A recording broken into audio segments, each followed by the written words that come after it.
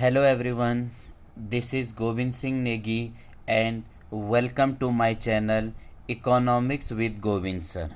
So student, we are going to discuss the topics that is a measure of central tendency. This is the topic of microeconomics and statistics in class 11th. हमने class 11th economics में दो book हैं, micro economics और statics. तो ये वाला जो हमारा चैप्टर है इसको हम स्टैटिक्स वाले पोर्शन में पढ़ते हैं क्लास 11th में। अब मैं आपको एक चीज़ बताना चाहता हूँ कि ज़रूरी नहीं है कि ये चीज़ें क्लास 11 के स्टैटिक्स में यूज होगा। ये चीज़ें आपने क्लास 7th 8th 9 10 जहाँ पर हमें पढ़ाया जाता है मैथ्स में मीन मोड मीडियन वगैरह के बारे में।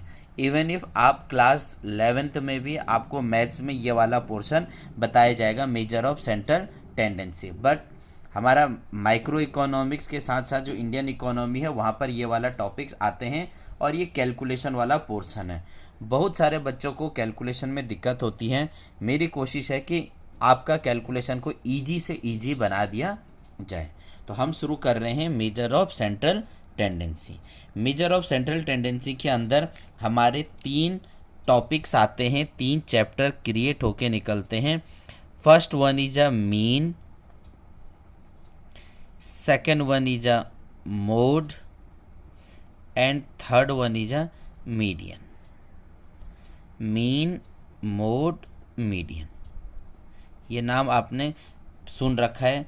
Mean is indicated with X bar, mode is indicated with Z and median is indicated with M. तो हो गया मीन मोड मीडियन। अभी हम इस टॉपिक्स को अभी शुरुआत करेंगे, हम किसको, मीन को। हमारा जो टॉपिक शुरू होगा दैट इज अ मीन। कहीं कहीं इसे अर्थमेटिक मीन के नाम से भी बोला हुआ है और मीन को हम एक्स बार से रिप्रेजेंट करते हैं। जब हम मीन पढ़ते हैं, चाहे मोड पढ़ते हैं, चाहे मीडियन पढ़ते हैं, तो यहाँ पर हमारे पास there are 3 types of series. There are 3 types of series. 3 प्रकार के सीरीज होते हैं कैलकुलेशन को करने के लिए। First one is called individual series. First one is called individual series. Second one is called discrete series. Second one is called discrete series and the third one is called continuous series. Third one is called continuous series. 3 प्रकार के series हो गया, individual series, discrete series और continuous series. ये तो बात कर दी हमने सीरीज की। अब हम बात कर रहे हैं इनके method of calculation. Methods of calculation. Calculation के कितना मेथड हैं तीनों सीरीज से नॉर्मली तौर पर जब बात किया जाता है। There are 3 methods mostly use. First one is a direct method. First one is a direct method. Second one is a assumed mean method. Assumed method, कहीं कहीं पर इसका नाम शॉर्टकट मेथड है। And the third one is a step deviation method. And third one is a step deviation method. तो 3 method आपके सामने हैं। तीनों मेथड से सॉल्व करेंगे तो हमारा आंसर क्या होगा, सेम। इंपॉर्टेंट पॉइंट याद रखना, answer should be same from all the 3 methods. तो हम आज शुरू कर रहे हैं मीन। मीन में भी हम शुरुआत करेंगे किसका, इंडिविजुअल सीरीज। मीन में भी हम जो शुरुआत कर रहे हैं that is a individual series. और इंडिविजुअल सीरीज के अंदर हमारे जो पहला सब टॉपिक्स हम शुरू कर रहे हैं that is direct method. That is direct method. Direct method, तो इसका मैं पहले आपसे फॉर्मूला बता देता हूँ। डायरेक्ट मेथड का जो हमारा फॉर्मूला है X bar equal to sigma X upon N. हमारा जो फॉर्मूला है X bar equal to sigma X upon N. यहाँ पर आपको याद रखना है एन का मतलब हो गया नंबर्स ऑफ आइटम्स। एन का मतलब हो गया नंबर ऑफ आइटम्स। कितने नंबर है, 1 2 3 4 5, कितने नंबर है, that is an. Second one is x bar is indicated with mean. Mean को किससे रिप्रेजेंट किया जाएगा, एक्स बार से रिप्रेजेंट किया जाएगा। And the third one is that is sigma. इससे हम बोलते हैं सिग्मा, और सिग्मा का मतलब यहाँ पर हो गया समीशन। समीशन का मतलब क्या हो गया, इसे आपने क्या करना है, प्लस करना है, और जो भी एक्स आपको दे रखा होगा आपने उसे नॉर्मली प्लस कर देना है। तो ये हमारा फॉर्मूला हो गया। अब एक क्वेश्चन ट्राई करते हैं। उन्होंने बोला calculate mean by direct method. Calculate mean by direct method. Direct method से मीन को आप कैलकुलेट कीजिए।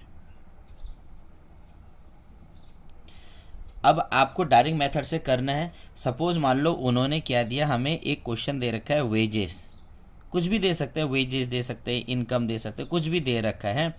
वेजेस उन्होंने लिख दिया लाखों में, ये हमें एक आंसर दे रखा है। मान लो 180, 200, 340, 260, 800, ऐसा उन्होंने कुछ हमें लिख के दे रखा है। तो first you will arrange the question in ascending order या डिसेंडिंग ऑर्डर। आपने इसे या तो असेंडिंग ऑर्डर में सेट करना है या तो आपने उसे डिसेंडिंग ऑर्डर में सेट करना है। तो हमने क्या लिखा, एक तरफ लिखा सीरियल नंबर और दूसरी तरफ लिख दिया वेजेस। अब इनको मैं असेंडिंग ऑर्डर में सेट करता। असेंडिंग मतलब छोटा से बड़ा। तो जो सबसे छोटा नंबर है that is 180, then 200, then 180, 200, then 260, then 340, then 800। ये हमें उन्होंने नंबर लिख के दे रखा है। अब इनके सामने इनका सीरियल नंबर लिख दो 1 2 3 4 5। आपका काम है पहले इनको प्लस करो, इन्हें आपने प्लस करना है। 0 का 0, 6 और 4 10 और 8 18 कैरी 1, 8 9 10 11 12 13 14 15 16 और 1 17। तो ये क्या हो गया हमारा 17 बन गया। 6 4 10 18 कैरी 1 2 4 5 6 7 8 9 10 11 12 13 14 15 16 17। तो ये बन गया हमारा नॉर्मल। अब इसके बाद आपने उसे बताना है कि जो n है वो कितना हो गया हमारा 5 हो गया, और जो सिग्मा x है वो कितना हो गया 1780। अब आपने फॉर्मूला में रख दीजिए x bar equal to sigma x upon n। तो x बार हमारा कितना आ गया 1780, और n कितना था 5। 5 से कैंसिल कीजिए, 5 3 जा 15, कैरी 2 28, 5 5 जा 25, 3 5 6 जा 30। तो x बार हमारा कितना आ गया 356। आई थिंक आपको पसंद आया होगा। हमने कुछ नहीं कर रखा है, जो भी उन्होंने हमें वैल्यू दे रखी है हमने उससे या तो असेंडिंग में सेट कीजिए या डिसेंडिंग में सेट कीजिए, फॉर्मूला में रखा और हमारा आंसर आपस में बन गया। नेक्स्ट वीडियो में हम आपको बताएंगे एज्यूम्ड मेथड से इसे कैसे करके सॉल्व किया जाता। तब तक के लिए इतना ही।